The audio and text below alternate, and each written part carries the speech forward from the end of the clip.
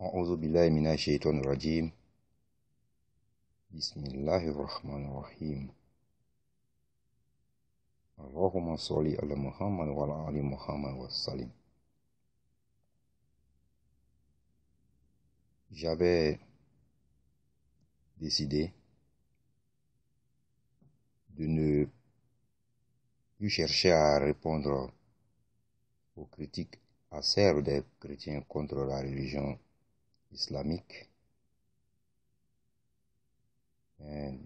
Depuis hier, j'ai reçu, on peut dire, des réponses ou des propos tenus à l'encontre de l'islam, bien évidemment erronés par ceux qui ne savent rien des religions, qui cherchent toujours à trouver des failles dans le livre des autres, oubliant que eux-mêmes, le livre qu'ils tiennent en main contient plus de failles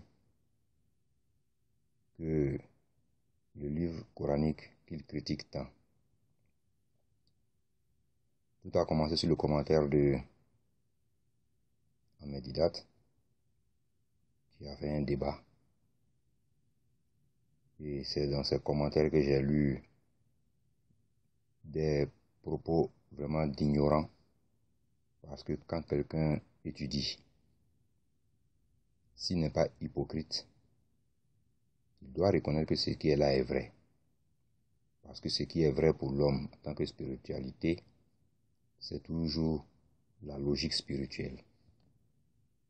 Dieu ne nous apporte pas des messages autres que dans le langage dans lequel nous pouvons comprendre son message. Je vais dire que Dieu n'enverra pas un prophète aux Aztèques au Mexique et que ce prophète ne parle pas le nahuatl.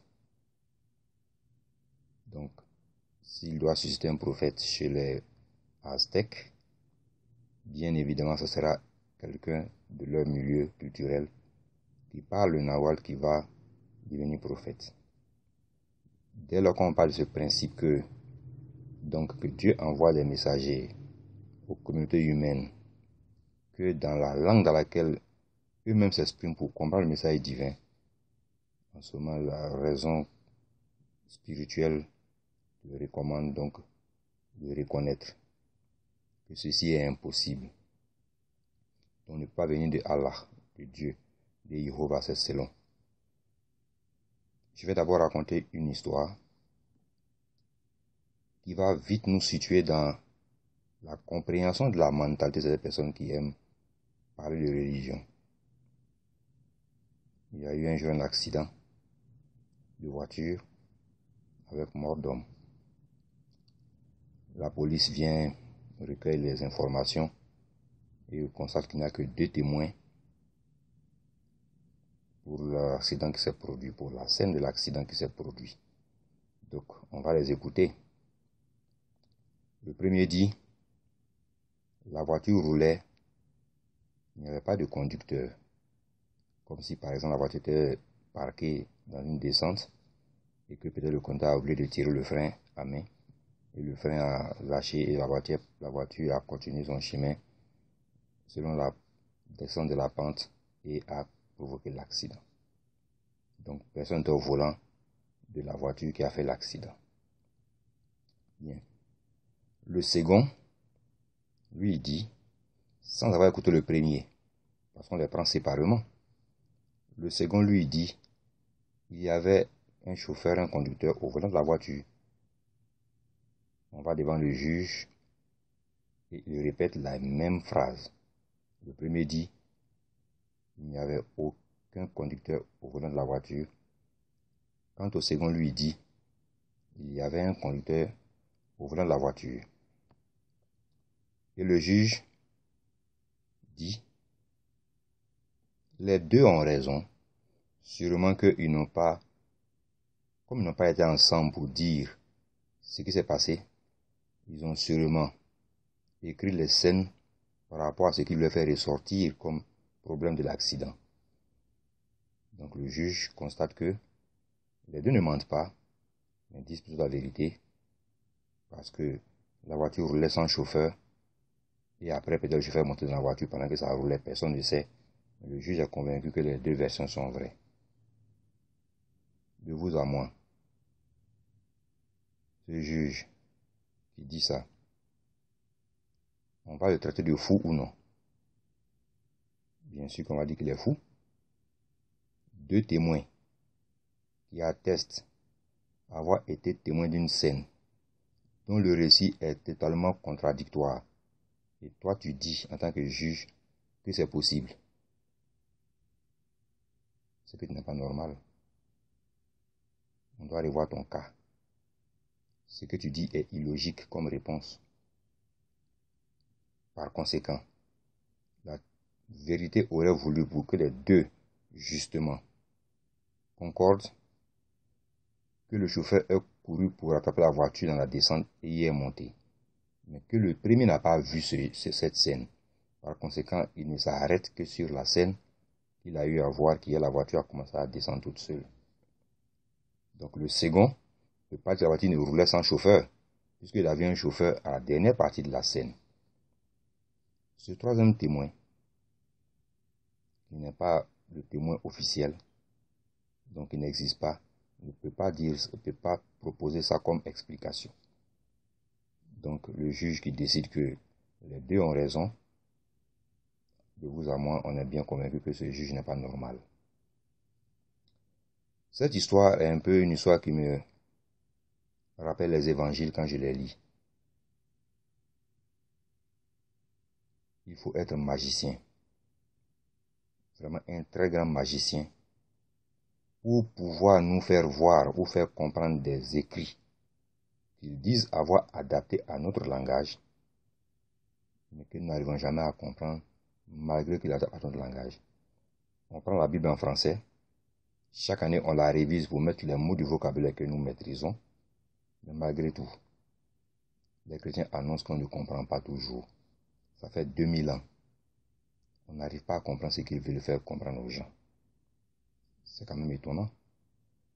Pendant 2000 ans, tu n'es pas capable de faire comprendre le message que tu défends aux gens qui ont le raisonnement logique. Le premier qui m'a répondu, disons qui a parlé, il s'appelle Yusuba Dara. Il dit dans le Coran, il y a une erreur. Il dit que Dieu dit, oh Marie, Myriam, sœur de Haroun. Et la Myriam, sœur de Haroun, a vécu au temps de Moïse et de Haroun. Aaron.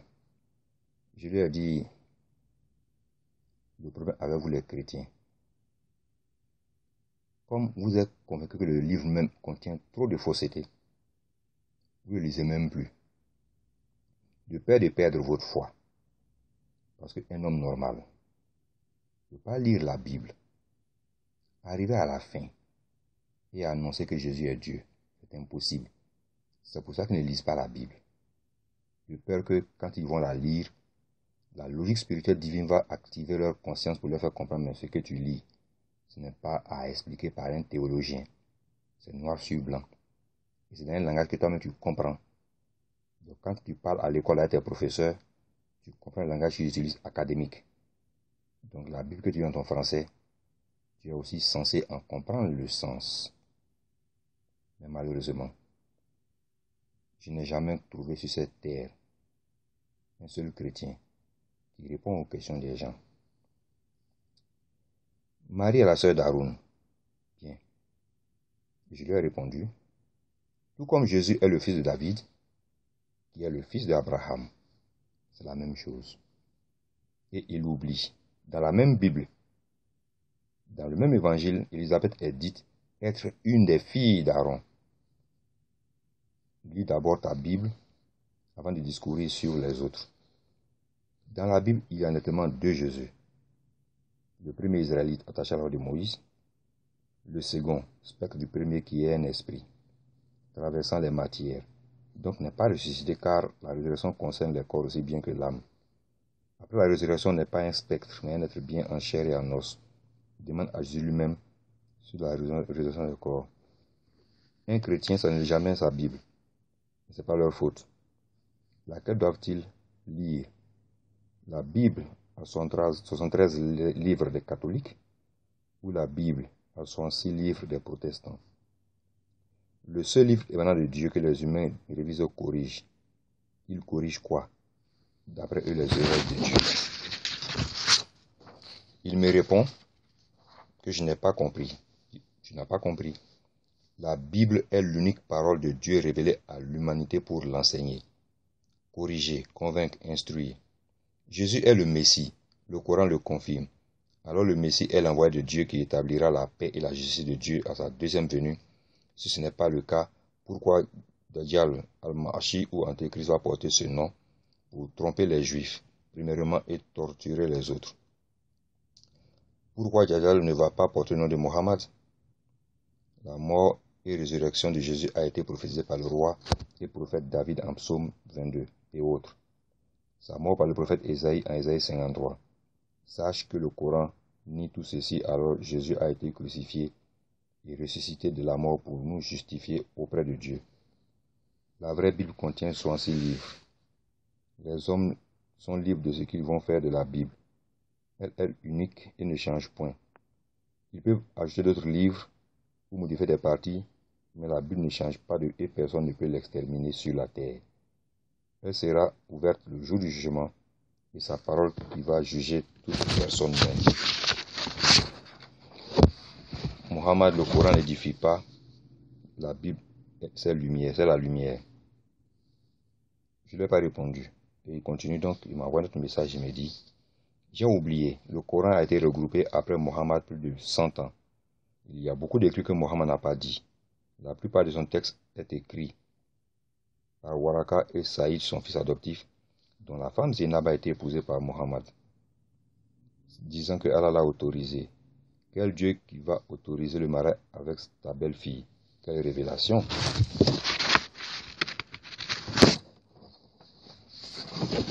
Je lui ai répondu que Zaïd est mort bien longtemps avant le prophète alayhi salam. Il est très ignare. Donc, comme chez les chrétiens, on prend les spectres pour des dieux, Zaïd a rédigé le Coran après sa mort. Je savais que les chrétiens ne lisaient jamais un livre. Sérieusement. Mais toi, tu es un concentré d'ignorance et d'obscurité intellectuelle. Il ne me répond plus. C'est un de ses amis qui s'appelle Bonsang Loi, qui, après donc dit, je lui dis, il sort une partie de la Bible et je lui dis, pourquoi Jésus parle de fils de l'homme, ce n'est plus le fils de Dieu? Je demande donc quelle Bible il lit. Il me répond ceci juste après une simple lecture de l'évangile. Tu aurais pourtant montré que Jésus est le fils de Dieu et le fils de l'homme. Décidément, l'effort de lire ne semble pas être ton fort. C'est déception. Voilà un peu les échanges que j'ai eus avec des personnes sur YouTube. C'est vraiment extraordinaire la technologie de nos jours, car elle permet même aux ignorants de pouvoir poser des problèmes et atteindre le monde entier avec leur ignorance. Vraiment, moi, ça me dépasse. Et je pense que je lui ai répondu en disant, si lui-même il lit ce qu'il écrit avant de publier. Bien, reprenons leur discours. Et on va essayer donc de répondre de la manière la plus simple à leur discours pour qu'ils comprennent la logique spirituelle divine. Il dit la Bible est l'unique parole de Dieu. Et elle ne contient que 66 livres, donc il est protestant. Mais à ce moment, il ne me dit pas ce qu'il reproche aux catholiques. Le Coran dit que Jésus est le Massia, le Messie. Le problème est, que signifie Messie? C'est ce que j'ai remarqué à les chrétiens. Sur certaines choses, on n'a pas les mêmes définitions. Comme sur la notion de Dieu, on n'a pas la même façon de concevoir la notion de Dieu comme eux. Pour eux, Dieu est un être en chair et en os, qui est installé au ciel, sur son trône, qui peut venir sur la terre, réparti comme il veut. J'ai posé la première fois la question à un curé. Marie sort de chez elle, tombe sur l'ange Gabriel, qui lui donne une information. Elle tombe enceinte. Mais avant, elle court, elle sort de chez elle, dans Luc, comme quelqu'un qui va chez une voisine. Elle arrive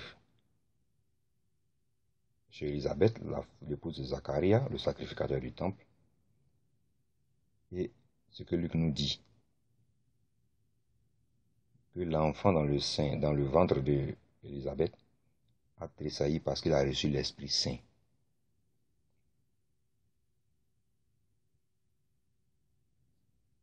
Parce qu'il a reçu l'Esprit Saint.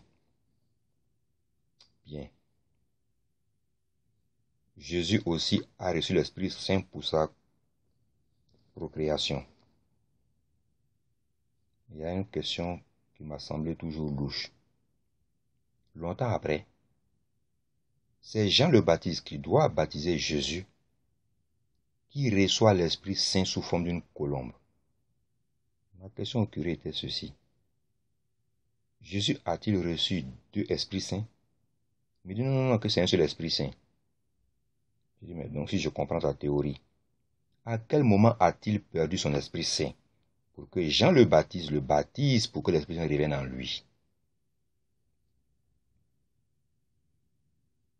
Puisque Jean le Baptiste a reçu l'Esprit Saint, mais il ne figure pas dans votre récitation au nom du Père, du Fils et du Saint-Esprit.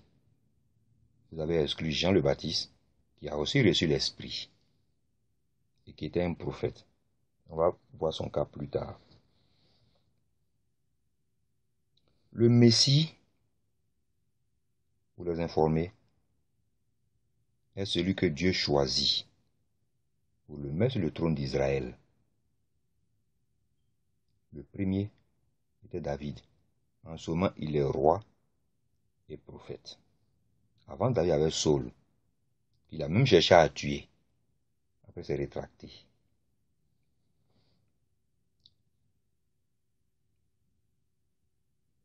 Lui-même, il a écrit et il dit, pourquoi Dajjal ne va pas porter le nom de Mohammed? Parce que c'est pas lui, Mohammed, c'est pas... Donc Mohammed n'a renvoyé Dajjal. Il me dit que la mort et la raison de Jésus ont été prophétisées par le roi et prophète David en psaume 22, qui est une erreur. Il nous cite le livre d'Ésaïe. C'est ce que j'aime chez les chrétiens. Il marche et il voit le puits. Il n'est pas aveugle, mais il tombe dedans quand même. Ça, c'est le chrétien pur et dur. Jésus, un jour dans Luc 4, de 18 à 22, après que le diable l'ait tenté, et après qu'il ait passé 40 jours à être servi par des anges que personne n'a jamais vu sauf lui seul, et on ne sait pas comment se fait-il que ces personnes sont au courant qu'il a été servi que par des anges. Il revient à Nazareth le jour de la Sabbat, rentre à la synagogue, et on lui tend le rouleau du livre d'Ésaïe pour faire la lecture du jour. Ceux qui étaient à Jésus ce jour-là ne l'ont jamais considéré comme un Dieu. Jamais. Mais les chrétiens disent que c'est Dieu. Donc Dieu n'a pas changé depuis le début, au commencement de la parole. Donc Jésus est Dieu depuis le commencement. Et donc dès qu'il est devenu chair, il n'a pas perdu sa divinité. Il n'a perdu que la puissance divine pour obtenir que la puissance humaine. Mais il reste une divinité. Il déroule le chapitre 61. Il lit du verset 1 au verset 4. C'est ce que Luc nous rapporte. Ce que Luc est en train d'écrire, du verset 1 au verset 4, il y a un problème qui se pose. Luc ne se sert que du texte de la Torah pour dire ce que Jésus a lu. Bien. Quand on retourne dans Ésaïe 61, verset 1 à 4, sur les 4 versets, il y a 2 qui n'ont rien à voir avec ce que Jésus lisait. C'est les mêmes types de phrases, mais ce n'est pas les mêmes vocabulaires. Donc ce n'est pas adressé aux mêmes personnes. La question que j'ai posée aux chrétiens ce jour-là, jusqu'à présent, pas encore eu la réponse, ça fait presque 1 an. Quand Jésus a pris le rouleau, on lui a donné le rouleau d'Ésaïe pour lire. Lisait-il un évangile ou lisait-il la Torah? Dieu a dit aux musulmans qu'il a donné l'évangile à Jésus, tout comme eux-mêmes le disent. La question, je la répète pour eux, parce que je vais poster la vidéo pour qu'ils la voient. Jésus lisait-il un texte évangélique ou lisait-il la Torah? La question, les chrétiens la connaissent. On va avancer. Il me dit que le Coran a été regroupé après Mohammed plus de 100 ans. Bon, c'est son choix de dire ça. Et il dit que c'est Zaïd, le fils adoptif de Mohammed, dont la femme Zainab a été épousée par Mohammed. Bien. Comme il ne connaît rien, il a oublié de dire que Zaïd est mort avant le prophète. Comment Zaïd donc peut-il compiler le Coran après le prophète s'il est mort avant le prophète? Ce n'est pas étonnant. Quand on retourne à leurs croyances, c'est quoi? Il y a le Jésus avant la croix. Il y a le Jésus fantôme après la croix. Jésus fantôme après la croix est Dieu. Jésus fantôme avant la croix est prophète. Donc pour eux, les fantômes peuvent venir écrire des livres et les remettre aux vivants. C'est leur conception. Ce qui me plaît chez les chrétiens, c'est qu'ils nous permettent, à nous les musulmans, de toujours confirmer qu'ils sont sur le faux. Je vais y arriver. Mais avant ça, je vais d'abord expliquer que en islam, l'adoption est interdite. Un musulman n'a pas de fils adoptif, officiellement. Parce qu'il n'a aucun lien de parenté avec ce fils adoptif. Ce fils n'hérite même pas de lui. Donc ce n'est pas son enfant. Il confond toutes les lois laïques aux lois religieuses. On se connaît ici, sur terre. Youssouba Dara, je pense qu'il est d'Afrique. En Afrique, là, dans le temps ancien, combien de familles adoptaient les enfants autres que leurs propres enfants de même famille?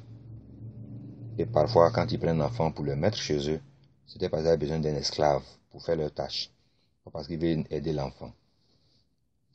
Les lois laïques sont les lois laïques. Les lois spirituelles, divines, sont les lois spirituelles divines. Je vais prendre un exemple. Il y a des chrétiens qui vont à l'église, mais quand ils meurent, remettent leur héritage à leur chien. Je lui ai posé la question si c'est une loi que Jésus a donnée ou pas. Il ne m'a pas répondu. Comme d'habitude, il ne répond jamais à aucune question. Donc ça veut dire que quelqu'un qui a son âme n'est pas contraint de donner à qui il veut par imposition, mais il peut la donner à qui il veut librement. Donc, il le donne à un chien, son héritage, et laisse croupir des croyants chrétiens dans la misère. Mais ce n'est pas une loi de la religion chrétienne. Je ne pense pas que le pape ou un cardinal accepte qu'un fidèle très proche remette sa fortune à son chien. Ils ne vont pas l'accepter. Donc les lois laïques n'ont rien à voir avec les lois religieuses. Donc l'adoption en islam étant interdite, le prophète n'a pas de problème pour épouser la femme de quelqu'un qui n'est pas son parent. Bien. Ça c'est un petit mise au point.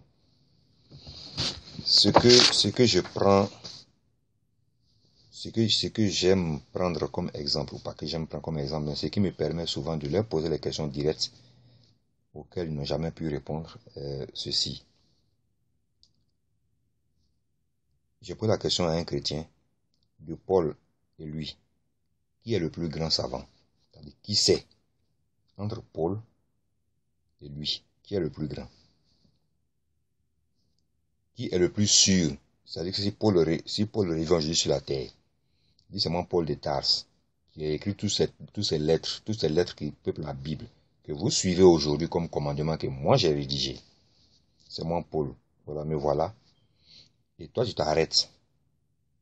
Si on doit regarder entre vous deux et demander à l'audience qui est le plus savant de vous deux, toi-même tu es bien conscient qu'on dira que c'est Paul et non toi. Car c'est ce qu'il a écrit qu'on suit. Apparemment. Apparemment. Mais les chrétiens, quand ils lisent la Bible, il y a des passages sur lesquels ils deviennent aveugles. Et Jésus leur remet la vue après ce passage. Dans Actes des Apôtres, chapitre 2, versets 22 à 28, Paul s'adresse aux Israélites en ces termes. Vous savez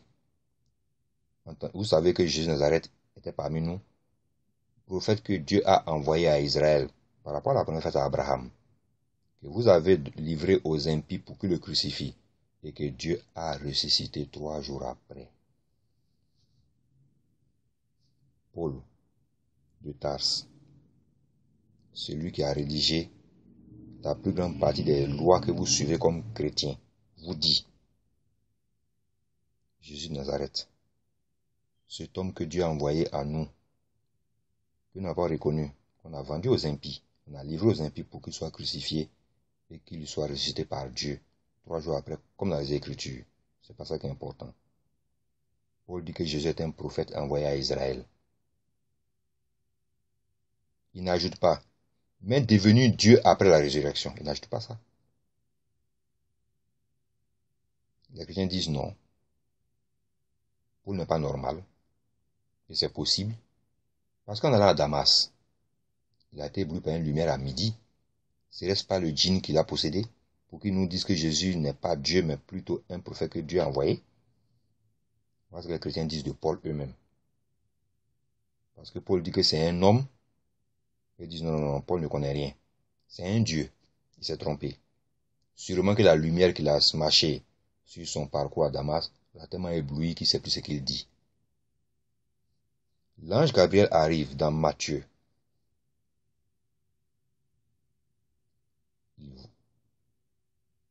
Il croise Marie et lui annonce la nouvelle qu'elle sera enceinte. Le reste, c'est des détails, on connaît l'histoire. Mais il y a une chose importante quand tu lis la Bible à ce niveau. Il dit à Marie qu'elle sera enceinte, mais en même temps, il lui dit, l'enfant qui va naître, voilà sa mission. C'est Dieu qui a envoyé, Gabriel fait la commission à Marie. Il dit, l'enfant va sortir sur le trône de David et siéger sur les 12 tribus, sur la maison d'Israël, en fait, les 12 tribus d'Israël. À l'époque, Israël n'était pas 12 tribus reliées. Il y avait 10. Il y avait 2 qui étaient coupés de 10 autres. Parce que les chrétiens oublient beaucoup. Bien. Gabriel dit à Myriam, l'enfant que tu vas naître s'appellera Jésus le Nazaréen. Il n'a pas dit de Bethléem. Et il va siéger sur le trône d'Israël. Et il va régner sur la maison de Jacob. L'ange dit c'est un homme, prophète. Paul dit c'est un homme, prophète. Les chrétiens disent ces deux-là ne connaissent rien. Ils sont ignorants. L'ange a du mal comprendre le message que Dieu lui a donné. Il s'est trompé. C'est pas un homme qui va naître. Marie à qui s'adresse n'est pas la mère d'un homme, elle est la mère du Dieu Tout-Puissant qui a créé tout. Donc Gabriel s'est trompé de message. Par conséquent, qu'est-ce qu'ils ont fait? On ne voit plus le nom de Gabriel dans la Bible après ça. Ils l'ont remplacé par l'Esprit Saint, qui est selon eux plus pur que Gabriel peut-être, ou qui fait les commissions comme il se doit. Donc selon les chrétiens, Gabriel n'a pas fait la commission que Dieu lui a donnée de faire sur terre. C'est pour ça qu'ils ont pris leur latitude, posséder la liberté de lire la Bible. Ceci n'est pas bon, on enlève. Ceci est bon, on n'enlève pas.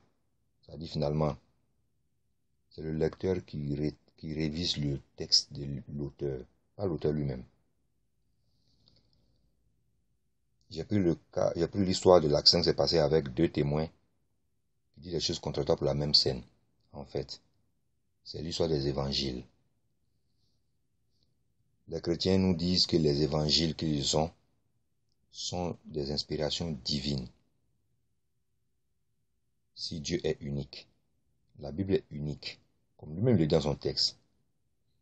Normalement, si on doit narrer un fait ou une scène, la narration doit être unique aussi, et non divergente et contradictoire.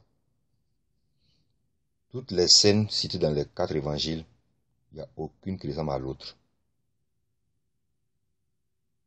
Et les 4 évangiles écrits, on sait très bien qu'il y a un des évangiles qui n'est même pas un évangile, c'est-à-dire qui n'est pas une inspiration divine, l'évangile de Luc. selon Luc. Il commence son évangile par une introduction qui nous explique, qui nous instruit, qui nous informe qu'il s'adresse à quelqu'un, Théophile, qui a déjà reçu l'enseignement de Jésus. Mais il lui apporte de nouveaux éléments pour affermir sa foi. Il dit, c'est de Dieu. Quand tu regardes l'Acte des Apôtres, la première partie, le même message est là. Le message dit, voici le second livre la seconde partie de mon livre, dont tu as déjà pris connaissance de la première partie, qui est devenue la parole de Dieu, que maintenant je t'explique, Théophile. À quel moment et comment savent-ils, dans un même livre, écrit par un homme de sa propre main, que cette partie, c'est Dieu qui l'a inspirée, et l'autre partie, c'est par l'inspiration divine, parce que, après les 4 évangiles, tout ce qui suit, c'est les écrits sous l'effet de l'inspiration de l'Esprit Saint. Ce n'est pas un message de Jésus directement donné aux apôtres. Ils sont capables de prendre un texte d'humain pour en faire une partie divine, une partie humaine. C'est ce qui m'a toujours étonné chez les chrétiens. Le dernier point que je vais soulever. Jésus naît. Des rois mages, par la vision d'une étoile spéciale, savent donc les livres, l'écriture des Juifs. Donc, ils savent que Jésus est né. Pas qu'il va naître. C'est sa naissance qui fait briller l'étoile. Ils nous disent que ces mages vivent en Orient, hors du territoire d'Israël. Le lieu exact, on ne connaît pas. De la frontière d'Israël actuelle et ancienne à Jérusalem, ça fait plus de 80 miles. Donc ces personnes sont au-delà de plus de 120-130 km. On ne dit pas qu'ils viennent à chameau, à cheval, âne, avion, voiture ou train. Ils viennent à pied. On fait toutes les expériences possibles, toutes les recherches possibles. Un homme normal, sain, non vieux, en bon état de santé physique. Cette distance à pied l'a fait en plus d'une semaine. C'est quand même bizarre.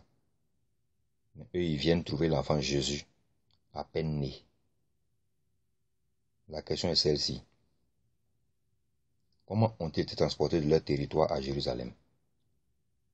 Celui qui a la réponse, j'en serai fier, parce que je vais au moins découvrir une vérité qui m'est tout le temps voilée. Mais un problème se pose avec ces rois mages, qui rend le texte flou. L'étoile apparaît à l'heure est, mais doit venir à l'ouest. Comment c'est possible? Ils doivent suivre l'étoile qui leur indique où l'enfant Jésus est né. Donc l'étoile est toujours à leur est pendant leur parcours. Et ils vont à l'ouest. Celui qui est capable de m'expliquer comment ils ont marché, sur les têtes ou à reculons, j'attends sa réponse. Les mêmes chrétiens nous disent qu'on cherchait à faire tuer Jésus. Dès que le roi a appris. Et les mages sont venus dès qu'il est né. Mais ce qu'ils ont oublié de nous dire, ils ont fait un premier mensonge. Ils savent comment le couvrir ce mensonge. Donc qu'est-ce qu'ils font? Ils disent que Jésus a été baptisé au temple, comme on le fait pour tout enfant israélien né 8 jours après sa naissance. Le roi mage arrive à Jérusalem, parle avec Hérode le Grand, continue sur Bethléem, pour voir l'enfant Jésus. Le même jour il est né, le lendemain il est né, ou 3 jours après, on ne sait pas. Mais il n'est pas encore passé devant le temple, devant le sacré temple pour se faire circoncire et pour devenir l'enfant baptisé dont le nom est Jésus de Nazareth. Bien. Hérode fait appeler les savants de la Torah qui lui indiquent que c'est vrai ce que les rois mages disent. Il a donc baptisé dans le temple. 。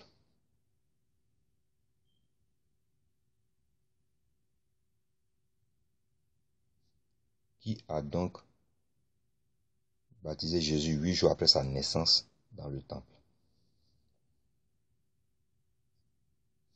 Le roi Hérode a informé qu'un nouveau roi est né. Les temples sont sous son contrôle. Le sacerdoce ou bien le sacrificateur est capable de baptiser l'enfant qu'il veut faire tuer, à l'insu du roi.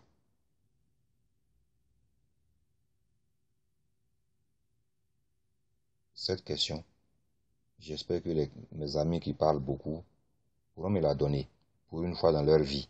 J'espère qu'ils vont répondre à ces 3 questions. Et Hérode cherche à tuer les enfants qui sont entre 0 et 2 ans. La logique spirituelle voulait que au moins le roi mage l'informe et qu'il s'acquiert de la naissance de Jésus, de l'enfant probable, c'est entre 0 et 2 ans.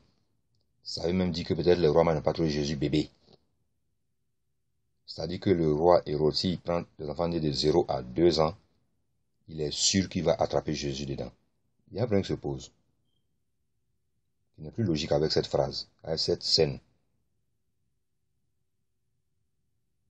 Marie et Joseph habitent à Nazareth et y vivent. Jésus n'est venu à Bethléem que pour un recensement.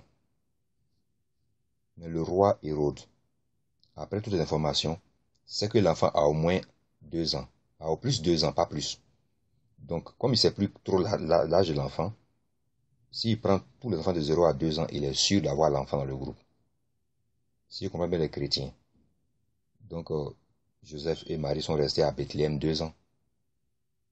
Ils ne sont plus retournés à Nazareth. Donc, leur maison à Nazareth a été abandonnée par eux, de même que son métier. Il vient pour un recensement et il ne retourne plus chez lui pendant 2 ans. Et on ne dit pas ce qu'il faisait maintenant à Bethléem. Voici ma dernière question pour les chrétiens qui nous disent pourquoi Joseph n'est plus jamais retourné après le recensement à Nazareth alors que les rois mages ont indiqué à Hérode que l'enfant a entre 0 et 2 ans, qui est contradictoire à ce qu'eux-mêmes ont dit que l'étoile ne montrait que quand il est né à peine. C'est ce livre qu'ils disent tenir de Dieu. Et que Dieu n'a qu'une seule parole. La parole de Dieu est unique et ne change pas.